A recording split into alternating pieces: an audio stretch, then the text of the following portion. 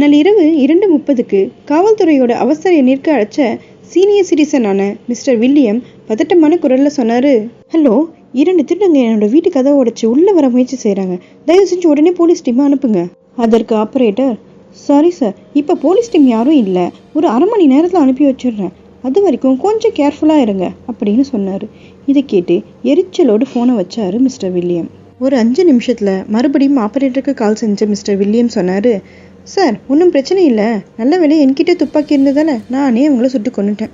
இதை கேட்ட 5 நிமிஷத்துலேயே மிஸ்டர் வில்லியம் வீட்டு வாசலில் நின்ன போலீஸ் உடஞ்ச அவரோட வீட்டு கதவை பார்த்தபடியே கேட்டாரு, உங்கள் வீட்டை பிரேக் பண்ண 2 திருடர்களையும் நாங்கள் தான் பிடிச்சிட்டோமே, நீங்கள் ஏன் அவங்கள சுட்டு கொன்னதா சொன்னீங்க?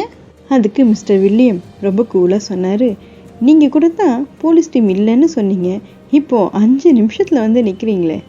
சீனியர் சிட்டிசன்ஸை எப்பவும் குறைவாக எடை போடவே கூடாதுங்க.